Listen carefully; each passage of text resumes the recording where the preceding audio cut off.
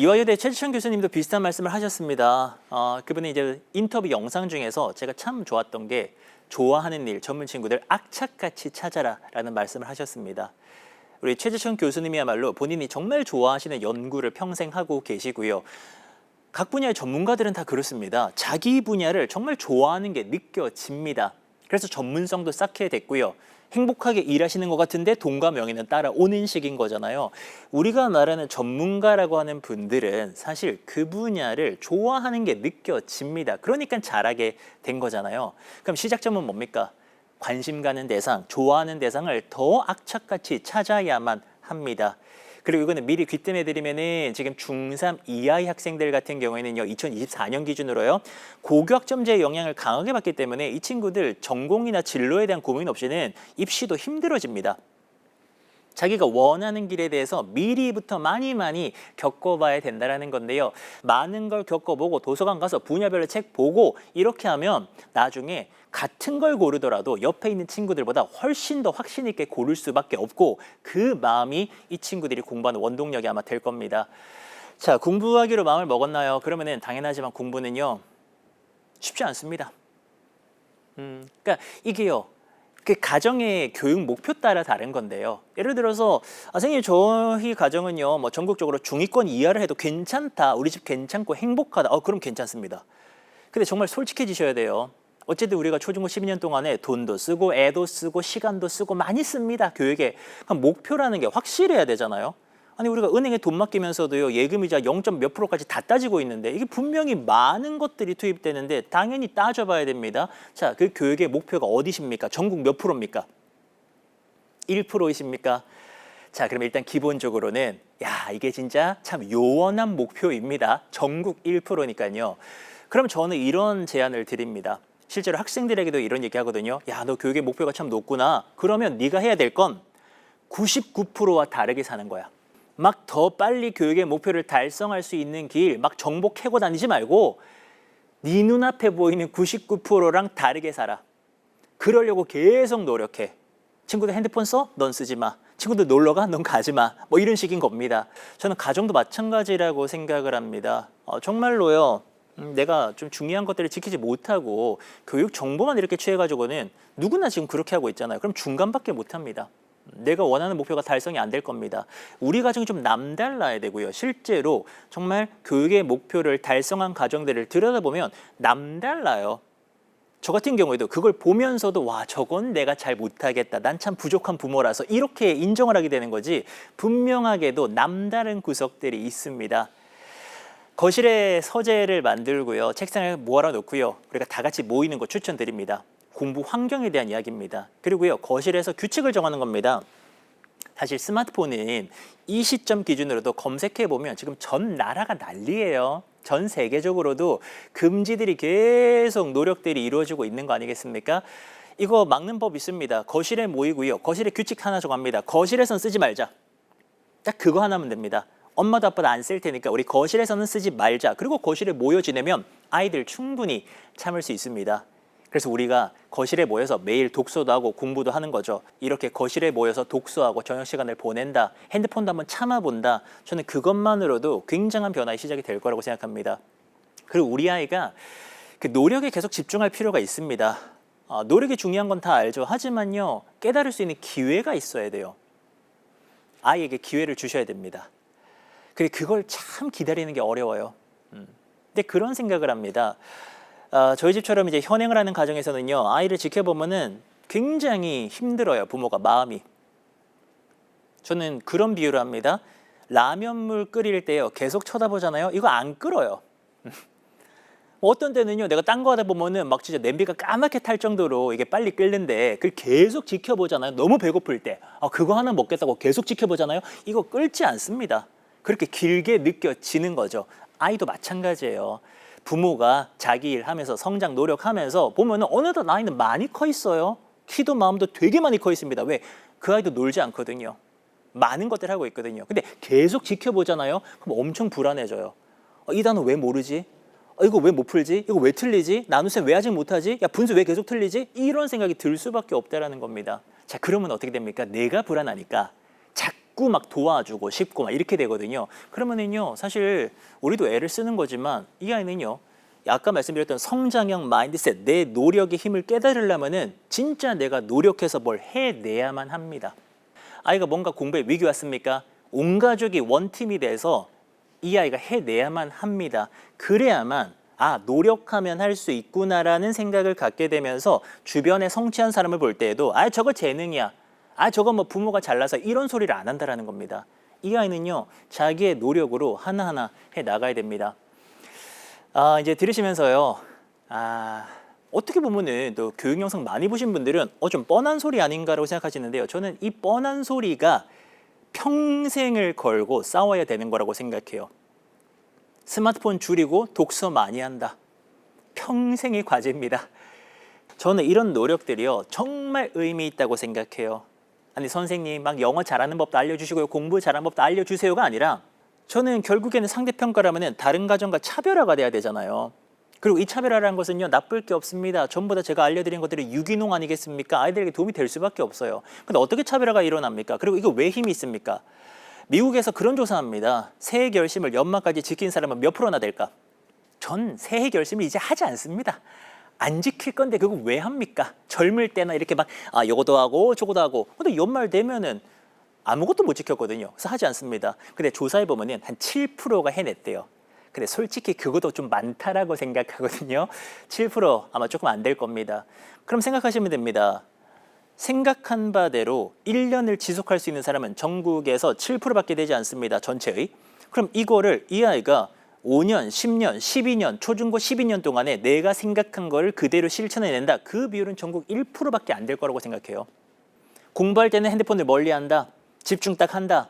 그리고 공부 환경 만든다. 독서를 최대한 많이 한다. 이거요, 쉽지 않습니다. 1년을 지속하고 3년, 5년 지속하면 이 아이는 엄청난 경쟁력이 생길 거다. 거기서 엄청난 격차가 벌어질 거다라고 생각을 합니다.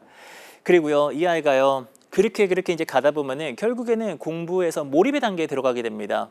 몰입은 우리도 책 보시는 분들은 미아이 칙센 미아이 교수나 우리나라 황능문 교수님이 이제 많이 말씀하셨잖아요. 저도 몰입책을 왜 봤냐면은 처음에 그런 말이 적혀 있습니다. 몰입은 쾌감과 관련이 되어져 있습니다. 인생의 즐거움이요. 우린 다 즐겁고 싶잖아요. 근데 일반적으로 여가를 즐겨야 즐거운 것이냐, 쾌감이 나오냐, 맞는 소리입니다. 하지만 일을 할 때도 공부를 할 때도 쾌감이 느껴진다라는 겁니다. 어떤 단계에 가면? 몰입 단계에 가면. 그럴 수 있죠. 근데 몰입은 두 가지 조건이 필요합니다. 첫 번째로는요, 실력이 좋아야 돼요. 당연하죠. 테니스 못 치는 사람은 몰입되지 않습니다. 골프 못 치는 사람은요, 골프가 재미없어요. 잘해야 됩니다. 그리고 내 수준에 맞는 도전 과제를 딱 부여받았을 때 시간이 순식간에 지나가고요, 실제로 도파민이 나오면서 우리는 즐겁다라는 겁니다. 고등학교에서 몰입은 너무 중요합니다. 그 고통스러운 많은 양의 공부를 이겨낼 수 있는 비결은 저는 몰입이라고 생각하거든요. 전교 1등 나름 재밌어요. 공부하는 게. 왜? 잘하니까. 심플한 이야기입니다. 수학 잘하는 친구는요, 수학 문제 푸는 거 재밌어요. 영어 잘하는 친구는 영어 문제 푸는 거 재밌다라는 겁니다. 저도 그렇게 평생 영어 강사를 하고 있답니다. 그럼 초중등에서 뭐가 필요합니까? 정말로 수단과 방법을 가리지 않고 잘해야만 하는데 말 조심해야죠. 수단과 방법은 가려야 됩니다. 건강하게 해야 됩니다. 근데 그 건강하게 어떻게 해야 됩니까? 핸드폰을 멀리하고 독서를 가까이 하고 저녁마다 노력하고 힘든 일이 있어도 내 노력으로 하나하나 해내면서 결국 잘하게 되면 고등학교에서는요, 좀 재밌어요. 왜요? 잘하니까요. 그리고 잘하면 얼마나 또 많은 보상들이 따라옵니까? 친구들도 인정해주죠. 선생님들도 좋아하죠. 많은 것들이 또 인생에서 보상으로 주어지게 됩니다. 몰입 단계까지 무조건 가야 돼요. 결국 그 몰입의 그래프도요, 실력이 없잖아요. 그러면은요, 걱정과 불안밖에 없어요. 고등학교 가면, 그래서 다수의 아이들은요, 실력이 부족하면 걱정 불안하기만 합니다. 근데 이것도 당연한 겁니다. 원래 그런 거니까 실력을 쫙 높이셔야만 합니다. 자, 마지막 이야기는요, 진짜 인생에 대한 이야기입니다. 저는 진짜 부모로서 이런 생각합니다. 여러분도 마찬가지 아니십니까? 아이가 행복하기를 바라시죠.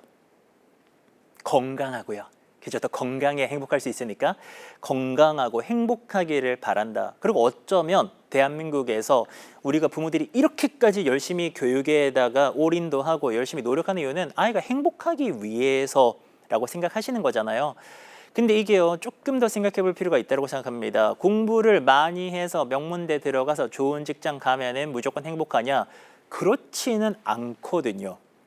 그렇지 않다라는 것을 많은 실험과 연구에서 증명을 하고 있습니다. 이미 우리 기성세대는 각 직장에서 일터에서 이거를 무조건 경험했어요. 똑같은 일을 하는데 이 사람은 되게 행복해 보이고 이 사람은요, 퇴근 시간만을 기다립니다. 왜 그런 일이 안 벌어집니까? 매일 매 순간 지금 벌어지고 있습니다. 그럼 우리는 부모로서 아이에 대해서 이야기를 할 때는요, 우리 아이는 어느 쪽이어야 됩니까? 무슨 일을 하더라도 자기가 원한다고 생각하면서 행복하게 해야만 하는 거잖아요. 근데 그게요, 어느 날 운명처럼 찾아오지 않는다라는 겁니다. 그런 건 환상입니다. 어느 날 갑자기 야, 너는 역사 전공해라, 하늘의 계시처럼 너는 소설 써라, 대박 난다, 그런 거 없잖아요. 아주 어릴 때부터 내가 좋아하는 걸 쫓아가면서 점점 발달시키고 성숙시켜 나갔을 때, 그래 나는 이런 사람이니까 이런 일하면 잘 맞겠다라고 그렇게 길을 선택했을 때 결국 우리 아이가 행복하다고 느낄 겁니다. 저는 우리 아이가 그렇게 행복하면 좋겠습니다. 진짜 인생에 대한 이야기로 마무리를 합니다. 결국에는요, 공부에 대해서 다시 한번 정리를 드린다면은 누구나 공부를 잘할 수가 없어요. 그 왜 그런지 아십니까? 우리가 생각하는 공부를 잘한다는 기준이 높아서 그래요. 전교생 중에 한 반 이상만 해도 넌 잘하는 거다, 그러면은 전국의 다수의 아이들이 행복할 겁니다. 하지만 우리가 말하는 고등에서의 내신 1등급, 수능 1등급은 정말 소수잖아요. 그럼 90%의 아이들은요, 적어도 공부를 잘한다고 마지막에는 결국에는 인정을 못 받는다라는 겁니다. 저는 그 아이들이 행복할 수 있는 길이 있다라고 생각합니다. 자기가 원하는 걸 찾으면 되잖아요. 오늘 말씀드린 이 단계는, 7단계는 입시에서 무조건 1등급 받는 길이 아닙니다. 바라건대, 정말 희망하건대 원하는 길을 찾는다면은, 관심이 생기는 길이 생긴다면은, 그러면 그 아이는 공부의 힘도 얻을 거예요. 그리고 결국에는 그 길을 가니까 행복해질 확률이 높을 겁니다. 그리고 이 노력은 부모밖에 못 해줘요. 우리 애는 나밖에 모르잖아요. 우리 애가 무엇에 관심이 있는지 매일 저녁 얘기해주고 끌어내줄 수 있는 사람은 엄마 아빠밖에 없다라는 겁니다. 주로는 어머님이시죠. 그 우리밖에 할 수 없는 그 역할을 해야만 한다라고 생각을 하고요. 그리고 끝으로는요, 제가 이제 숫자 얘기를 많이 드렸잖아요. 왜 그랬냐면은 결국에는 우리 아이가 그 기준대로는 공부가 어중간할 수 있다라는 겁니다. 그때는요, 위기이기도 하지만 저는 기회가 될 수도 있다라고 생각합니다. 왜요? 아이가 성적표를 가지고 옵니다. 성적이 별로 좋지가 않습니다. 아이도 얼마나 마음 졸였겠습니까? 그때 내가 어떻게 대응하느냐에 따라서 부모는요, 아이의 머릿속에 기억이 됩니다. 저는 그런 생각합니다. 결국 우리는요, 먼저 세상을 떠날 거예요, 아이들보다. 그러면 뭐만 남습니까? 나는 아이들의 머릿속에만 남는 겁니다. 나라는 존재가요. 어떤 기억으로 남고 싶으세요? 아이가 낮은 성적을 받고 정말 좌절하고 집에 왔을 때 우리 엄마는 이랬다, 우리 아빠는 이래줬다, 이거 평생 기억에 남을 텐데 어떤 기억으로 남고 싶으십니까? 뭔가 공부의 위기는 반드시 찾아옵니다. 반드시 찾아옵니다. 그거를 늘 우리는 인지해야만 하고 준비해야만 합니다. 그리고 정말 그 위기가 찾아왔을 때에는요, 오히려 기회다라고 생각하시면서 용기 많이 주시고요. 할 수 있다고 그렇게 말씀해 주시고요. 그리고 정말 원팀이 돼서 우리 아이들과 똘똘 뭉쳐서 이 초중고 12년을 건강하게 보내시면 좋겠습니다. 그렇게 12년 보내시면은 그 이후에도요, 아이는 아마 우리 부모들을 영원히 기억할 거라고 생각합니다. 짧지 않은 시간 동안 영상 봐주신 분들 정말 감사드리고요. 저는 또 더 많은 이야기들 전국을 돌면서 나누도록 하겠습니다. 감사합니다.